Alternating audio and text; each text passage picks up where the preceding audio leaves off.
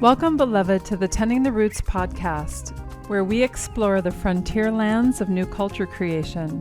I'm your sometimes host, Kareen Bell, and along with the co-dreamers and friends of the Rooted Global Village, we'll be in conversation, exploration, and play with changemakers, scholar activists, and teachers dedicated to culture change work and seeding futures.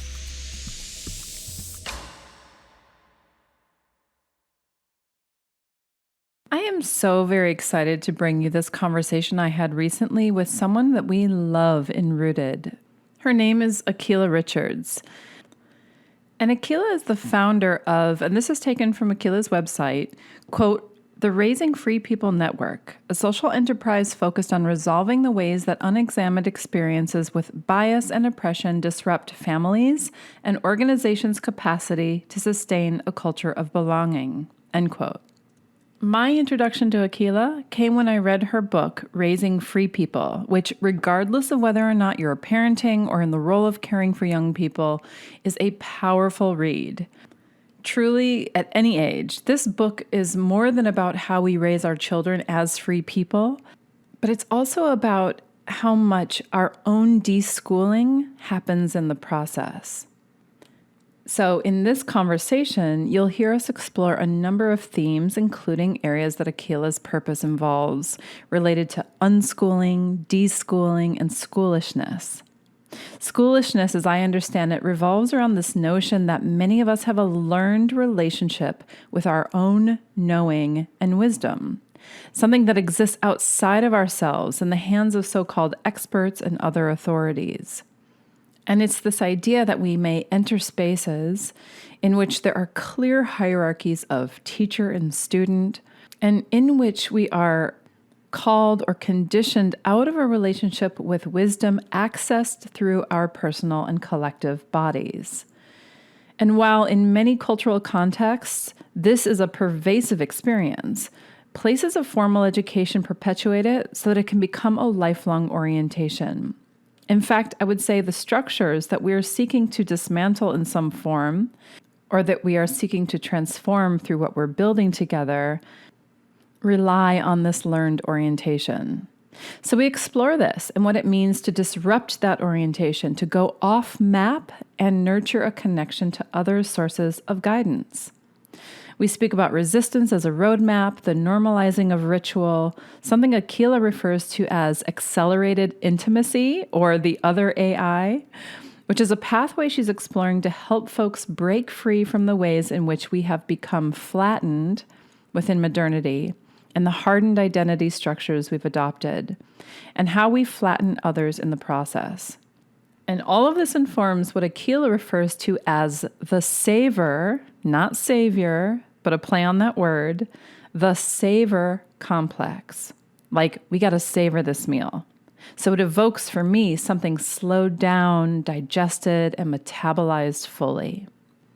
Y'all, this is some really rich terrain when it comes to experimenting with how we're going to break the mold, so to speak, and how we are in response to the crises of our times and our worlds, and how we relate to ourselves, to others, and the more than human world. And in ways that don't simply replicate more of the same. Akilah is joining us this fall for a residency period in Rooted. So if you're intrigued by what she shares in this episode, come over to rootedglobalvillage.com to join the wait list to learn more about Rooted's enrollment period through early September 2023. I hope you enjoy this episode. Because it's so organic. I mean, like, this is what we on anyway. Right? It's like what I'm noticing and what I'm witnessing is very much the things that are like, when you're explaining it, there's a lot of like, and, and I don't know, because it just, da-da-da. And we need more and more spaces to be able to do that together in a diversity of configurations that we choose. And I feel like that's such a huge part of what the Rooted space invites and gives like possibility models for, because you can be in all the things, or you can take a little bit of a thing and bring it over to your space where it needs to be. Is tender It's consistent. It doesn't need a lot of namey name. Yeah, we're trying to let go of some of the namey name. We're trying to like not call a thing to see Yeah. what else it could be. Yes. Do you know Yeah, what I that's why I mean? love what you said about the piece, where it's like something's trying to happen with it. That's how I describe all the specific things that show up through my body art. It's something's trying to happen, something's trying to emerge. More Mm, recently for me, it's been something's trying to die. Um, so having these sort of spaces where you'll hear someone say something or play something or show something, and you're just like, uh-huh, that speaks to whatever's trying to happen over here. Love yes. rooted for that, need rooted for that. Yeah.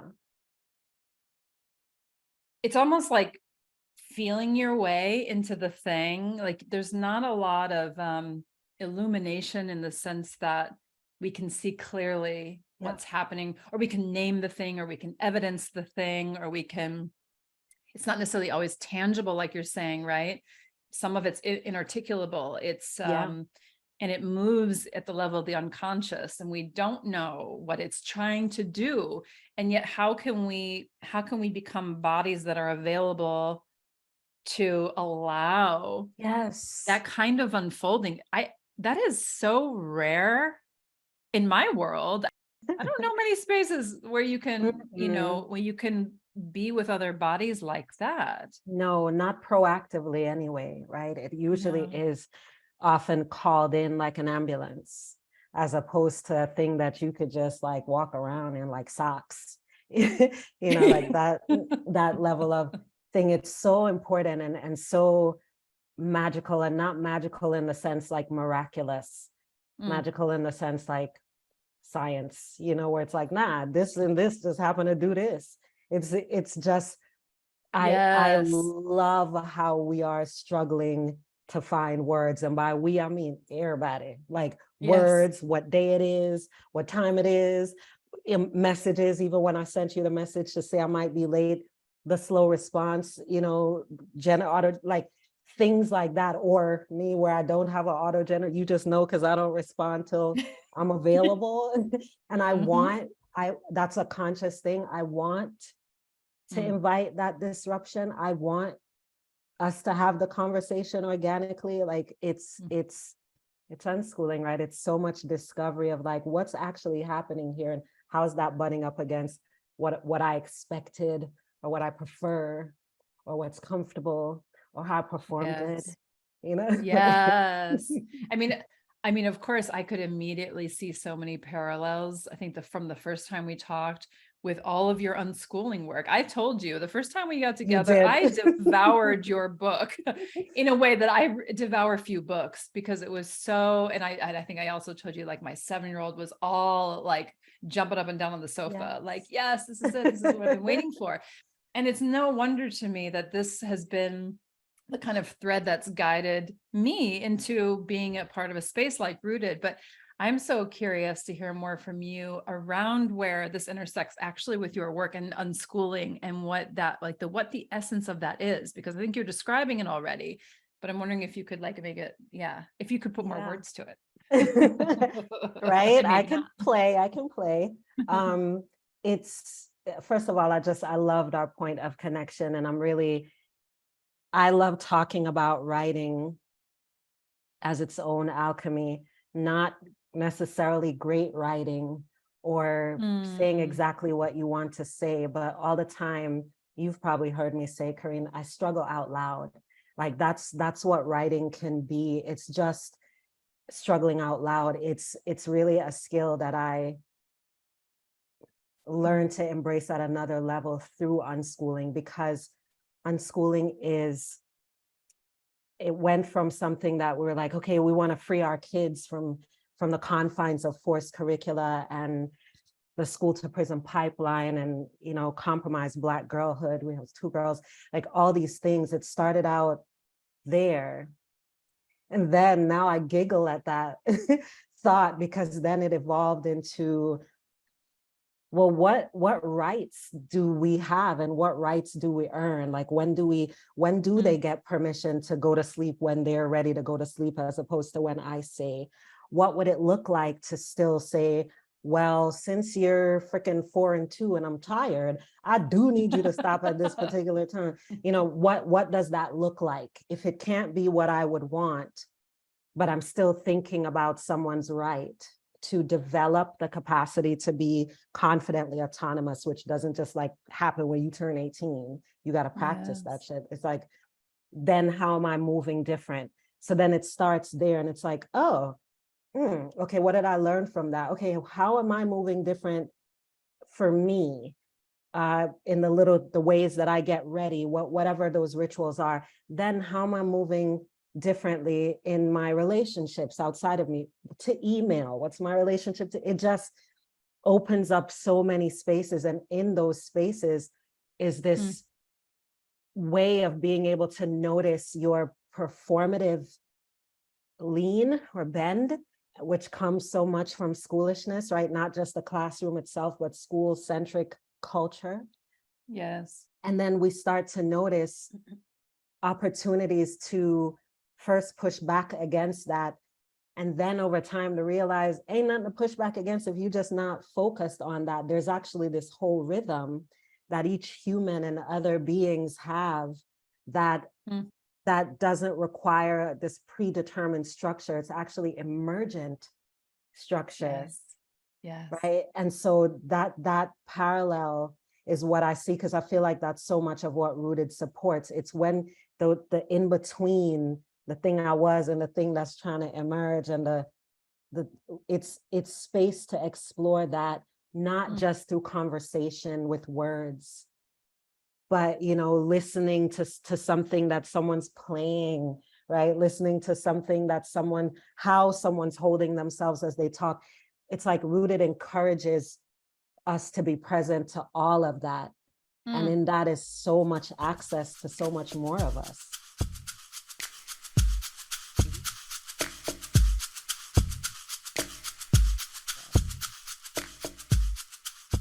We talk a lot in Rooted, or I've often talked about it as this space where we don't have a map that we're using, right? We're not guided by a map, because actually in essence, we're trying to go off map in many respects, to your, schoolishness to the unschooling point. Like we're trying to go off map. And what does that mean to go off map and kind of break with the habituations that we have embodied in many ways and the performative structures that have become a part of that?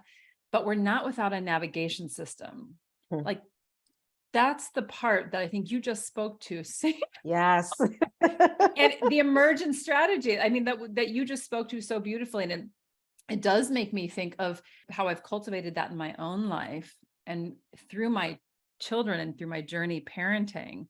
I think the cultivation has only grown stronger. I've always kind of been so curious about that question that you started with in the beginning, like what is the dance between my role as some kind of guide in the process, or accompanying I'm accompanying these children as they grow, but also like almost like I'm the container within which they are learning to refine their own compass, right? Like and they need things to come up against, to hit up against, to really discern, or to come to a place of discernment around what's guiding them from moment to moment in interactions. One of the, I don't know if I told you this story, and I've asked my daughter permission. I repeatedly asked her permission to tell this story. We talk about it quite a lot, because this is really it was really an important moment for me on this journey as her mother. And she said to me one time that when she was in I think it was like a daycare after school, a lot of the kids were they were maybe 5-6 years old, and they were showing each other their underwear, very kind of innocent, like, oh, but she didn't want to do it, right? She just didn't want to do it. She didn't feel comfortable. And so one of her friends finally said, come on, do it too. Let's see. And she said to me, this was a couple of years later, she said to me, in that moment, I asked myself, should I just do it? And then she said, but my body wouldn't let me. And I was like, what? Olivia. I tried to like keep my reaction to like I bet. I I was bet. trying It's to be like, real cool. I was like, oh, that's great. But that's a inside I was like, I metaphor. could die today. I could die today, and I have done Yes. something, right? To Yeah. keep this, to help nurture this connection to that internal guidance. Yeah. 100%. I love that for Olivia. I loved it for everybody who witnessed it. I love it for us. I love that our children will allow us to bring these little gems. That's what the girls say. Yes, you could take this to your friends. I'm like, can I Yeah. share this? Is this one okay? You know, it's like, because to them, it's like, oh my God, what's the big deal? Which Yeah, I love, exactly. which I love, Totally. right? Me And too. Me too. so it's that it's just those ways going back to letting things die. Mm, It's that performative self. It's the idea that if she didn't do it, it would mean she wouldn't be as cool, or she might hurt someone's feelings. And that her experience, we carry those, our versions of that all up and through life.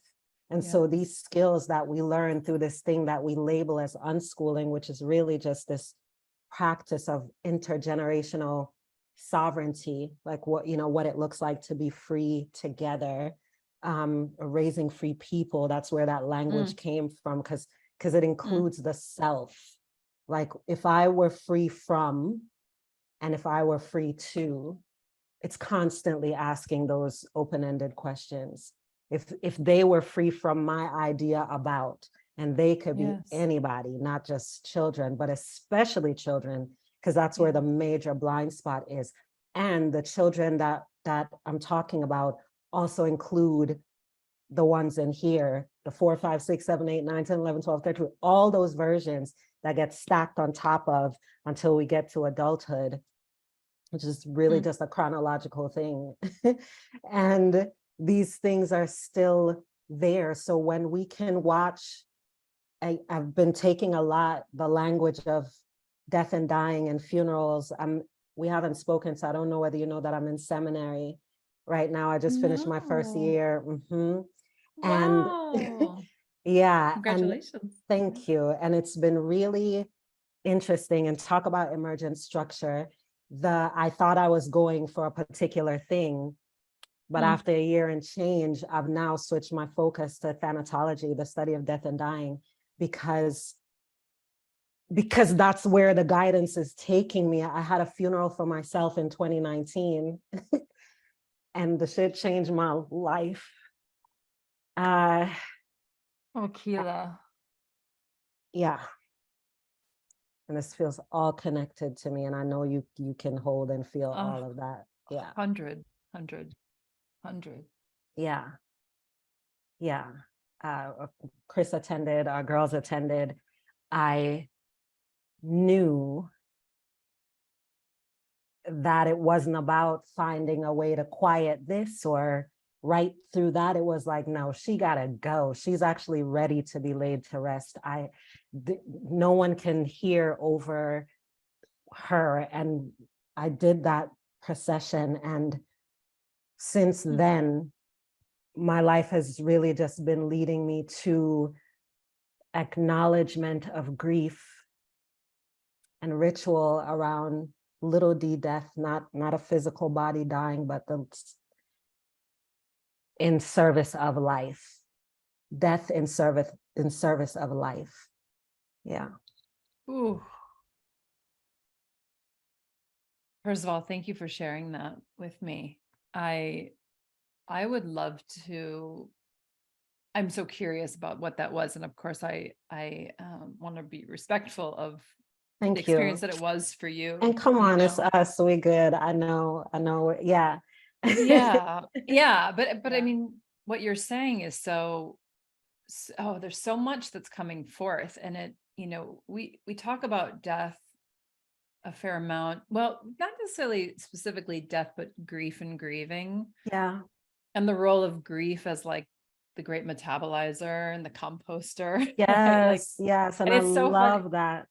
Oh, Yeah. and it's when you were talking, I was remembering there's a Buddhist practice that I do, that I actually really love to do.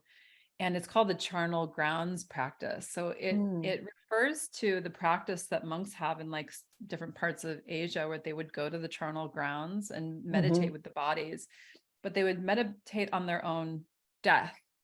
So it's actually it's a beautiful meditation. It's about an hour long. And I'm curious about what similarities this might hold, but I find this to be such a powerful practice for me. And it's literally like imagining your body in whatever place that you would like to imagine it. I often pick the forest floor for this. And you imagine your dead body laying on the forest floor and slowly going through these stages of decomposition. So the muscle starts to fall away from the bone, all the critters on the forest floor come and, come in through the pores of the body and start to metabolize the organic material. And it ends with your bone literally becoming dust and being scattered into the wind. And for me, this is a liberation practice. I get it. And I thank you so much I have not come across that. And I love the way these things are just showing up all up and around. I know Oceana did death doula work. I don't know if that's the language that she uses, but for the longest, and I know she's moving into something now because I'm a member of her portal and I love her newsletter. Thank you so much for bringing that into the space here, because I'm really fascinated. And I was always like a squeamish person about death, like most people. And so it's really interesting to me to see how this is so connected to raising free people.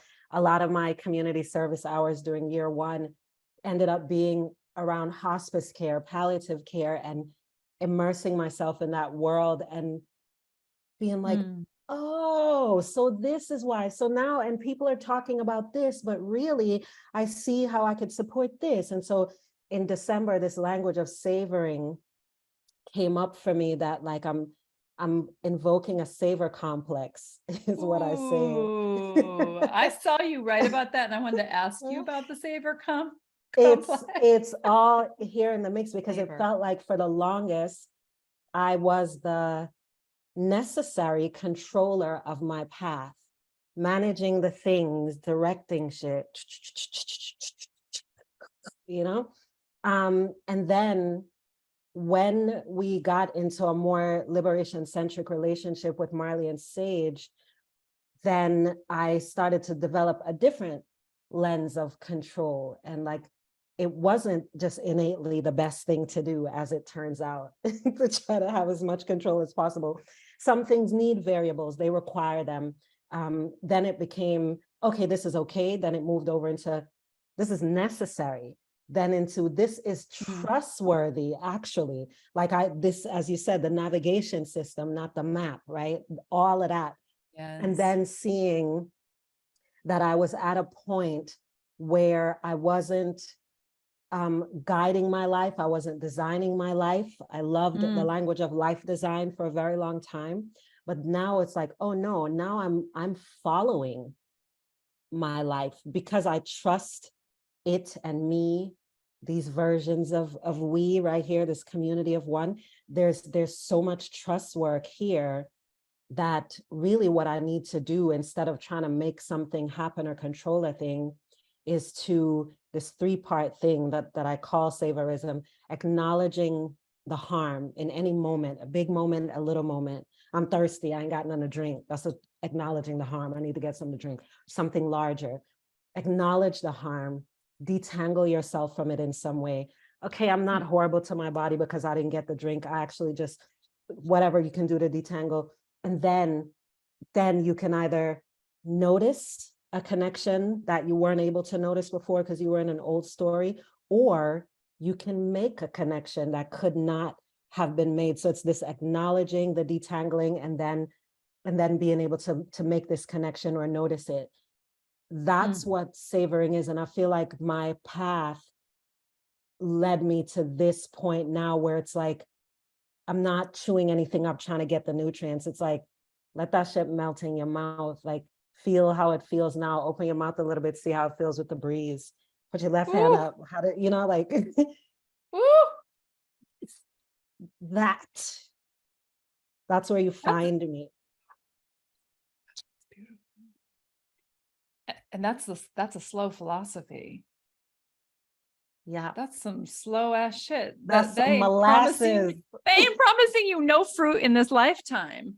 No, don't need it. Don't need the promise. Don't even trust that promise, because it's about savoring. And I find that the folks who are drawn to my work now, just like when I was like about unschooling, because I don't feel like I'm in that stage anymore, because it's integrated at another, it's just integrated. Yes. Where I Yeah. am now is like, you come to me about doing or not doing, and I'm saying there's actually a space in between doing or not doing. That's what savoring is. It's not rest, it's not grind, there's the space in between.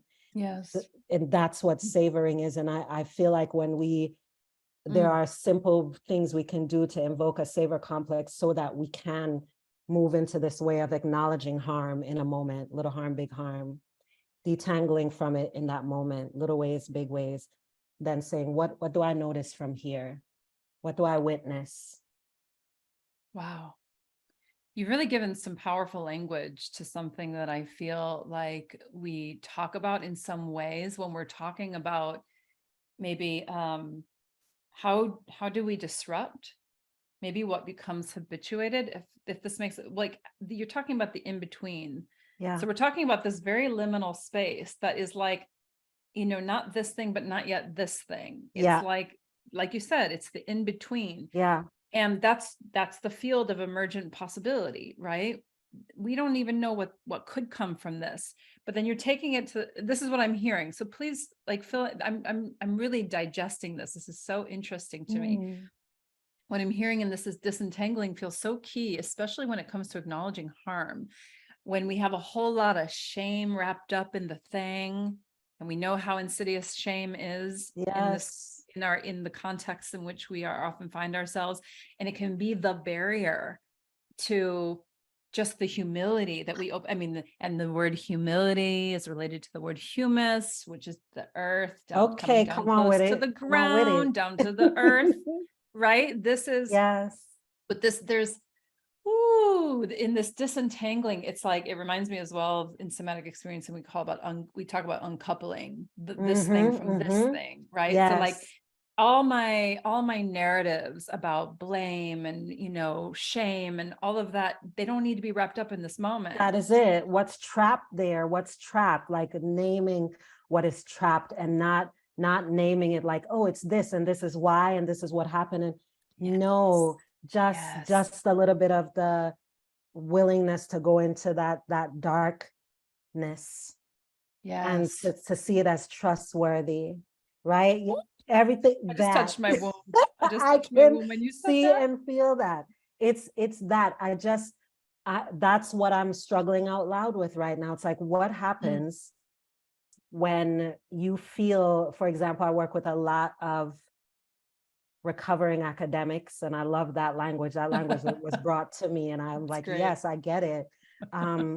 A lot of recovering academics where it's like, well, this is where my work, that's where I got my name. This is where my shit got set up, like legit. But it doesn't serve you anymore, because that work was not in service of that system. It was in service of like how you evolve and what you are for. And you are not just for the confines of academia. And so when you are not quite, this person who's so proud of the accolades, I mean, you're proud of yourself for going through it, but you're not identifying as this thing anymore. But then what? Then we rush to the then what, and we try to put a lot of paint where it ain't. It's like, no, savoring. That's why I like the term detangling, because it reminds me of hair, and particularly, Black girl hair, that like you gotta, the wash day is a whole situation. You're not just gonna brush it and rinse it and put it in a ponytail. Like, to detangle, you got to start from the tip and move up to the root. You don't start at the root, because you'll damage the whole thing. You got to detangle from the very end. You need conditioner that has the right amount of slip. You might need some aloe. You might, right? You got to take your time. You need some music. What you watching? it's a whole situation, it's a whole culture that Mm. you're creating to do this thing, that I want us to have more space for that. And rooted is exactly, it's one of the things that I depend on for that, for spaces to say, okay, I just need to detangle these 2 braids right quick. I just got 2 hours. I don't have time to go on a thing in the Himalayas, or I just got 2 hours. I'm gonna sit and watch a replay, or I'm gonna go to this live. Right? Ugh. Wow. Yeah. My goodness. Whew. There's something about the suspended narrative in all of that as well that I love that you're speaking to when you were talking about the academics and relating it to this, like, okay, if I can let go of this identity structure, this is how I've come to know myself now in the world. And if I let that go, if I let it die, then, and I don't rush to become another thing. Ooh, where am I? Especially when we are so used to, I mean, we start with the question, what do you do? Like, hi, what's your name? What do you do? How Yeah. do I place you in the world? What are the categories? And it's funny because for me growing up, and I think because of a very particular experience I had in as a daughter of someone who was a psychiatric nurse and very much embedded in a like Western medical model, and also thought a lot like in those terms, meaning a lot of my early experience was pathologized, labeled, medicated, and because even from an early age, and I bless the stubborn child in me. I bless Yes. her. I bless the stubborn child, Yes. because that stubborn child was like, this doesn't feel right. This doesn't feel right. She I was don't on like her this. Olivia. She was on her Uh-huh. Olivia, Yes. right? She was. Yeah, and not without resistance, right? Like Yeah. it got me in some situations, and yet I stubbornly held to it. And it's a reason why even when I hear other parents be like, she's so stubborn, I'm like, listen, That's just right. listen for a minute. That's Okay. right. But I think in all of that came this I think curiosity about, and almost a resistance to the labels that we apply, not to also take away from the idea that concepts Yeah. can matter, right? But we Yeah. also have had a certain set of concepts given to us, right? That we've been working with Absolutely. that help construct our mental maps. And so we're trying to disrupt that landscape and be Yeah. like, okay, but how can we hang out long enough to know what the new is, Yeah. and maybe we develop language for it. I love what you do in terms of like work, Thank struggling you. out loud, did you say? Yeah. Yeah. It's Because that's really all it is. beautiful. And I'm always like amazed and delighted and grateful that people want to play, because really that's what it is. And there's a language that I use that says resistance is the roadmap. And it really came from Marley and Sage, like being their mama. And I hear it again in what you're saying. It's like resistance is the roadmap. It's not always running towards a thing that what's her name? I'm trying to remember one of the recovering academics. Can't believe I'm forgetting her name at the moment, but her work focuses on maroon culture, like the maroons Mm, across, Jamaica, Brazil. She went, mhm, I think, to 4 different maroon communities, studied there.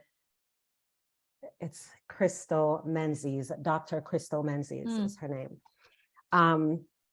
We had an amazing conversation on the podcast too. She gives me goosebumps just thinking about her. Ooh, I But gotta look it up. yes, please. I'll send you some of her Okay. stuff, emancipated, like education, ed emancipated. Um, her work really brought me back into recognizing how maroon culture lives in different spaces and bodies, obviously very differently, no level of, and I come from Jamaican Maroons on my father's side, in Akompong.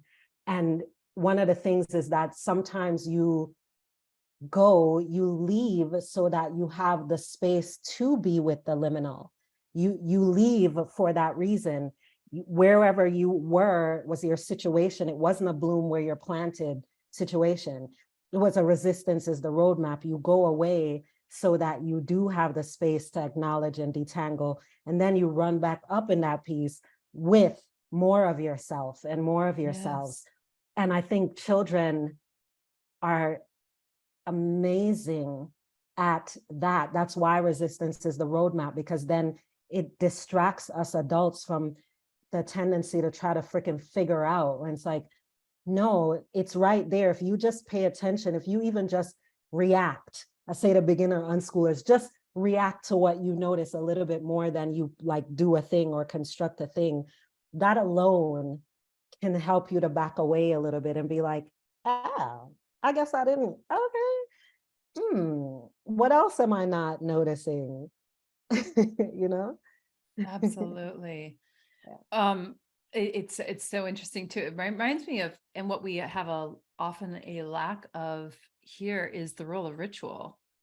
And ritual also creates that kind of space, doesn't it? It Yes. is the thing that creates Ah, to play in the liminal, is to, to evoke ritual is to play in the liminal. It's so beautiful. I can't wait to check out that podcast. I want to come back to your savoring yeah, concept if I could, because I'm so yeah, curious. sure. I'm also thinking through it because I'm wondering what this could mean for a space like Rooted. Like, what would it mean to embrace the savor? Look, I just said it. Mhm. It's so funny though. I love how you played And with that's that. on purpose. Yes, the I know, savor I got complex. that. Uh-huh. It's like literally the opposite of it, isn't it? Yes, yes. That's so good. That's so You feel good. me? Yes. I was The so savor grateful. complex, Yeah. is so interesting to me, especially when, let's say you're in a space and the space has this and kind of this sort of overarching intention.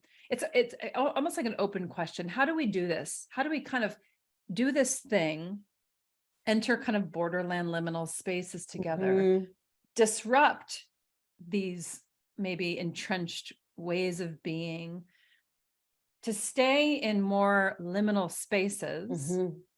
and hang out, but not without the refinement of a compass that can kind of guide us in these moments of interaction and relationship, because we're trying to build something that Yes. actually we have been conditioned away from because of different structures, historical harms. I mean, we're talking about a mixed space too, Yes. where how do we engage in this process where we can together acknowledge harm, Yeah. where in those moments of encounter with each other, how can we disentangle in those moments with each other, that Mm. what's here. Yes. I love that question. I feel like anyone who ends up listening to this should just like pause and like really ask that question, like before you even hear what we say or think. Yeah. It's Yeah. such a powerful question, and I love it. I love questions because they too are trustworthy compasses, right? 100%. Yes, but like the more vague, the better, because then we get more vast. As I keep noticing that Mm. clarity has been for me a trap, a Mm. trap, a trap. Um, It's a so trap. yes, oh my God, clarity, the minutes, because it's like you start covering your ears the minute you get clear. It's like, oh, I got it now, at least for me. Oh, So, you are so so true. right? So it's such a trap. So I love and value that question so much. And there are some words that I have in response to that. One of them, one is a phrase that came to me called accelerated intimacy. What Mm. that means is that the image that I use for that, and I thought I don't have it out here, is a paper doll. You know, you make the paper doll chain. We walk in a room and it's like, what do you do? Or, or you try to show up as what you are, this flat thing. But through these accelerated intimacy exercises that I made up and have Mm. been just like wonderfully testing out with people who trust me with time and space, people in corporate settings, in school settings, all these different ways, it allows you to open up the doll so you could be like, oh, I thought this was doctor of whatever the hell. This is actually the only other person that loves chocolate and pickles. This is the other person who had a whoopee when they were 16, like I did. This is the person, it's like you learn more than the flattened thing, and you bring that into a room much sooner. Karine, we've done this in stuffy corporate spaces, and people who've worked together on teams for years did not know like basic things about each other, and it softens. Making a playlist together, as you know, y'all just music so beautifully in the space.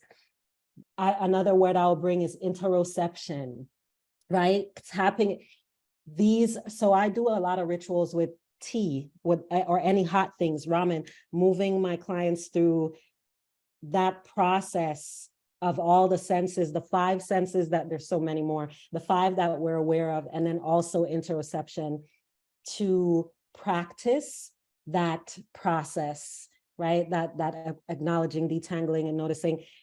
And I call it raising tea people, TEA, which I don't say out loud a lot because it makes me laugh, because the T is for tending, like something you're tending to. Mm-hmm. The E is for excavating, and the A is for accepting. So so that is how I've been playing in little tiny circles, Karine, with doing this in spaces where we could do it like together. Accelerated intimacy. Yeah. Listen, it is not apparent right now, maybe on the screen, but how lit up inside I am right now. Like I am lit up, and I got some chills. I got some chills when you were talking too, especially as you described it as like, how do we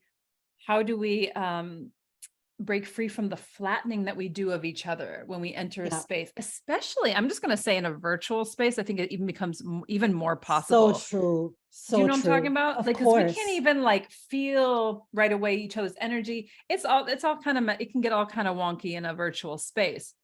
And so that flattening, I mean, can be instantaneous. I know that that's happened to me too. I remember one time sitting in a group of people. I was doing a training in England. I had traveled there to do this training, and I'm sitting around there and I'm doing the thing that you do. And it's very unconscious that you're doing it. You're just like assessing the folks. You're like, you're pegging people. I know it. Yep. Yeah. You know, like, I know exactly what they're like. I know what she's going to get up to.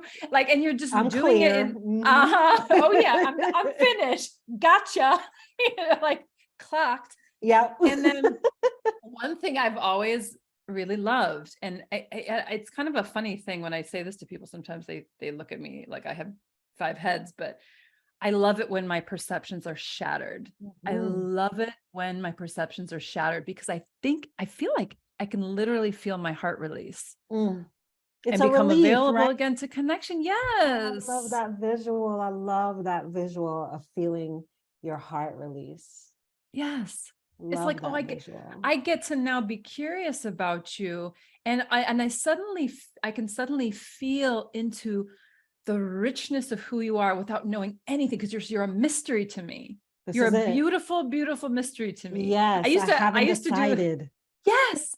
And I will never fully know. I used to have a practice of a meta practice that I would do. And it was interesting because I would do this practice almost for a year. And what would start to happen is I would do this practice, and you'd give yourself, you'd wish for yourself for all these like joy, happiness, whatever I think I would use. I think I used the saying, I wish for you all that your heart desires. But then you go to a neutral person, and then you go to like a more difficult person. This is the very basics of the practice. Yeah. But what was really funny is that as I was doing this practice, it started to spill out into my life. Like everywhere I went, this was kind of like an ongoing practice that I would have, where I'd find myself like caught in a moment of like judgment about, like, I'm just seeing someone and I'm like making the snap judgment. Yeah. And then all of a sudden right behind it would be like, I wish for this person all that their heart desires. And I got so practiced at it that it's changed the relationship I had with the DHL man, who used to come to our door.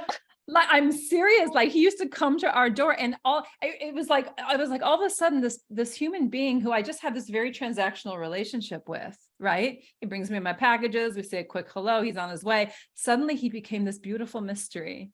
and like this expression of the cosmos. And I was like, wow, who is this beautiful soul? I know nothing about what their experience on this earth is, where they've walked, what they've seen, what they dream at night. It was The so doll gorgeous. chain, the paper doll, right? You just, Yes. oh, he just became this. Yes. This is so important. This is such, that's the other thing with Rooted for me, Karine, like what we're talking about now. I feel like there's a like earth-wide shift in what important even means, what valuable even means. These sort of things that would be like sidebar, the weekend, at a retreat, at a thing. We're having this conversation on a Wednesday afternoon, and it's so important and powerful. And I love what you said about essentially humanizing, because that's a lot of the language that I use too. It's like, we're going to humanize our practices. You brought me in under the premise of DEI. Really, what we're talking about is DIE. We're talking about the elements of the culture that gotta go, they gotta die, we gotta develop ritual. That's why I made that face when you said ritual, because I just shared something on IG yesterday. I pulled one of the cards from my deck and ritual came up. I'm going to send that to you. So I'm going to send you like 5 links. Oh, please. Because it's like the power of ritual, the normalizing of rituals that humanize, the normalizing of rituals that humanize us. We just need a ton more of those, and we need to be proactive about them. We need to walk into a freaking corporate space knowing who likes Donny Hathaway and who likes Prince. Like, these things that sound like they're foolishness and irrelevant actually help us to humanize a space, because it's like, oh, well, you did this thing, you felt crazy, but you knew this song. So I know somewhere in here we are connected, and I'm gonna find it. I'm determined. Right? 100%. Oh, Akilah, like we have these contact zones in Rooted, and I'll tell the longer story maybe another time, but basically when they were first articulated, I had this whole vision for them where they weren't just about, we have these affinity spaces, right? So we have spaces for folks of color, we have spaces for white folks, we have now like a space for people who identify as like biracial or multiracial. In the beginning, however, their vision for this was much more articulated, and it had to do with like this kind of way that we can pendulate between different kinds of spaces. Maybe there are spaces that on a certain day, we just need more of the, like a little closer of it, of a sense of a shared experience, because we just need it. We just need to be resourced. Period. Yes. And then there are days maybe where we're more resourced, right? And we're ready to enter some brave space. And in the brave space, we get to explore all the other constellations of connection possible between people, so that maybe there's a space formulated that's just based on a question, like what you're talking about, based on a question, or like a genre of music or an art form, or I love what's it. your favorite kitchen smell? Like that's what we're talking about. The senses, all of the senses as points of connection. Right? Types of music, sounds that set you off in a good way and not a good. These are all like cosmic clues and points of connection that you can't even, the way you can love a song that is in a language you don't speak. Right? Things like that. It happens to me all the time. I'm like, oh my God, I don't know what they're saying, but this is the bop. Like, you can't, how do you explain that sort of thing? You see a person and they connect, and you're like, oh my gosh, you're beautiful. You're like, these things are, I feel like since the pandemic, the breaking openings that have happened in all the ways that we talk about all the time, one of them is that way that we're recognizing how flat we are and how odd that is, in a way that we're not able to sustain it anymore. We're reaching for connection. We are going into the spaces where it's just us, whatever us means to you, because that's what you need. And then you're also willing to recognize that you are dynamic, and that you do have moments where you can be around them folks, whoever them is for you, because you have it. You've been fortified. I love that, because you have it. then that spills out, just like unschooling and everything else, because everything is everything. Then for me, it's like, oh, my relationship with my mother shifted, because actually the capacity that I've been holding is just the one that I needed to hold when I left home. Girl, you good now. You actually can reach out a little bit more because you have, the education lives in all of that. Yes. Yeah. Yeah. Yeah.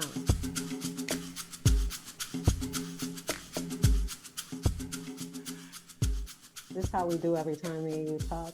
I'm not, that's no joke though. It's no joke. I cannot tell you how much I appreciate you and having this time with you, Akilah. I feel Thank like you, Kareem.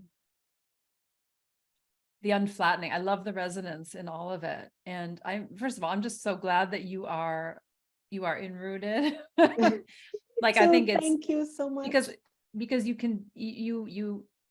just flow with us in a very I see all the similarities and the resonances between the different work we're doing in the world. I don't want to call it work, but you know what I'm talking about. Like, Yes, I do. Yes, I'm a beneficiary. I'm well aware what you're talking about. Yeah. I mean, Yeah. really. And I feel like the last part of the savor complex is making a connection. And I'm wondering, is this what we're talking about? Is this like, is this because you said it in a different way before, but when I heard after what you just said now, I'm hearing it another way, like almost like the possibility for different connections and ways of making meaning and the ways of building a kind of a sense of, I don't know, trust and intimacy and relationship. Essentially, right? Yes, because that's what we're talking about. And it's these points of connection. I mean, we're really onto something here with this element of like affinity groups and the importance of that. I mean, there's still so much pushback in so many spaces around that. We had that come up in seminary. It's like, y'all, please understand, like, this is necessary. And what does that look like in a more expansive way is what I hear you asking, right? Because when we talk about just the 5 basic senses, which we now know there are so many more, but even if we just hit up them 5 right there, and interoception is so important, what would it mean to create little pods that were rooted in these particular types of things?